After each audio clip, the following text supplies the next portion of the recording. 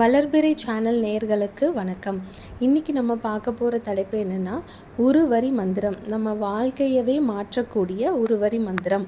இந்த மந்திரம் யாருக்கெல்லாம் உபயோகப்படும் அப்படின்னா, நீங்கள் வேல்மாறல் படிக்கணும்னு ரொம்ப ஆசைப்படுறீங்க, திருப்புகழ் படித்து பூஜை பண்ணணும்னு ஆசைப்படுறீங்க, ஆனால் உங்களுக்கு அதுக்கான உரிய நேரம் இல்லை, நான் வேலைக்கு போகிறேன் அப்படின்னு சொல்கிறவங்களுக்கு கண்டிப்பாக இந்த மந்திரம் ரொம்ப உபயோகப்படுங்க. இந்த மந்திரம் சொல்கிறதுக்கு முன்னாடி சில ப்ரொசீஜர்ஸ் இருக்குங்க. எப்பயும் போல் பூஜை அறையில் போய் நம்ம பூக்களால் அலங்கரித்து விட்டு தீப தூப ஆராதனைகள்லாம் செய்துவிட்டு ஓம்ங்கிற பிரணவ மந்திரத்தை 3 முறை சொல்ல வேண்டும். ஓம்ங்கிற மந்திரத்தை 3 தடவை ஸ்பீடாக சொல்லக்கூடாது. ஓம் ஓம் ஓம் அப்படின்னு நமக்கு ஸ்பீடாக சொல்லக்கூடாதுங்க.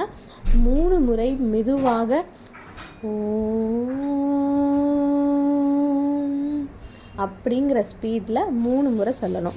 எதுக்காக இதை சொல்கிறோம் அப்படின்னா, ஒரு பூஜை ஆரம்பிக்கிறதுக்கு முன்னாடி நம்மளோட மனநிலையை ஒருமுகப்படுத்தி மன நிம்மதியவும் அமைதியவும் கவனச்சிதறல் இல்லாமல் நமக்கு கொடுக்கும். அதுதான் இந்த பிரணவ மந்திரத்தோட மகிமை. ஓம் சொல்லி முடித்ததுக்கப்புறமா முருகப்பெருமானின் மூல மந்திரமான ஓம் சரவண பவ அப்படின்னு சொல்லி முடிக்கணுங்க. ஓம் சரவண பவ சொல்லினதுக்கப்புறம் ஒரு குவிக்கான அர்ச்சனை நம்ம பண்ணணும். அந்த அர்ச்சனை சொல்கிறதுக்கு ஒரு 6 போற்றி சொல்லணும். அர்ச்சனை பண்ணுறதுக்கு மலர்களை தனியாக நீங்கள் எடுத்து வச்சுக்கோங்க. ரோஜா பூவோ மல்லிகை பூவோ சாமங்கி பூவோ எந்த பூவாக இருந்தாலும் மலர்களை தனியாக எடுத்து வச்சுக்கிட்டு நீங்கள் வேலோ முருகனோட சிலையோ அல்லது புகைப்படமோ எது இருந்தாலும் ஓகே முன்னாடி வச்சுட்டு ஓம் சரவணா போற்றி, ஓம் சண்முகா போற்றி, ஓம் கந்தா போற்றி, ஓம் கடம்பா போற்றி, ஓம் கார்த்திகேயா போற்றி, ஓம் முருகா போற்றி போற்றி அப்படின்னு சொல்லிக்கிட்டே அந்த மலர்களை மேலே வேல் மேலேயோ முருகன் மேலேயோ போட்டுக்கிட்டே போற்றி சொல்லணுங்க. இது ஒரு சின்ன குவிக்கான அர்ச்சனையாக ஆகிடும். அடுத்து விபூதி அர்ச்சனை அப்படின்னு ஒன்று இருக்குங்க. விபூதி அர்ச்சனை பண்ணுறதுங்கிறது உங்களோட சாய்ஸ் தான். இது எதுக்காக பண்ணுறோம் அப்படின்னா, இப்போ நீங்கள் போற்றி சொன்னீங்க இல்லையா, மலர்களை போட்டு முருகனுடைய மந்திரத்தை போற்றி சொன்னீங்களா, அதே மாதிரி விபூதியை போட்டு சாமிக்கு விபூதியால் அர்ச்சனை பண்ணி போற்றிகள் சொல்லணும். அர்ச்சனை பண்ணி முடித்ததுக்கப்புறமா அந்த விபூதியை தனியாக ஒரு பாத்திரத்தில் எடுத்து வச்சுக்கோங்க.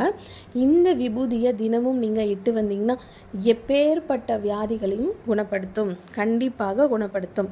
அடுத்து முருகனுடைய முக்கியமான நம் வாழ்க்கையை மாற்றக்கூடிய அந்த ஒரு வரி மந்திரத்தை நம்ம பார்ப்போம். அது என்னன்னா, ஓம் நமோ குமாராய நமக. மறுபடியும் சொல்கிறேன், ஓம் நமோ குமாராய நமக. இந்த மந்திரத்தை கண்டிப்பாக குளித்து முடித்து விட்டு தாங்க சொல்லணும். குளிக்காமல் இந்த மந்திரத்தை சொல்லவே கூடாது. இந்த மந்திரத்தை உங்களோட டைம் அவைலபிலிட்டிக்கு ஏற்ற மாதிரி சொல்லிக்கலாம். நீங்கள் 1 தடவையோ இல்லை 6 தடவையோ 21 தடவையோ அல்லது 108 தடவையோ உங்களுக்கு எவ்வளோ மணி நேரம் அவைலபிளாக இருக்கோ, நீங்கள் ஃப்ரீயாக இருக்கீங்களோ அதுக்கேற்ற மாதிரி சொல்லிக்கலாம். அவ்வளோதான். இது சொல்லி முடித்ததுக்கப்புறம் எப்பயும் போல் பூஜையை நிறைவு செஞ்சுக்கலாம். சொல்லி முடித்து பாருங்கள், உங்கள் வாழ்க்கையில் மிராக்கிள்ஸ் கண்டிப்பாக அதிசயங்களை கொண்டு வந்து சேர்ப்பார் அந்த முருகப்பெருமான். ஓகே, வீடியோ பிடிச்சிருந்தா லைக் பண்ணுங்கள், ஷேர் பண்ணுங்கள், மறக்காமல் நம்ம சேனலை சப்ஸ்கிரைப் பண்ணிக்கோங்க. உங்களோட ஃப்ரெண்ட்ஸ் அண்ட் ரிலேட்டிவ்ஸ்க்கு வீடியோவை ஷேர் பண்ணி பாருங்கள்.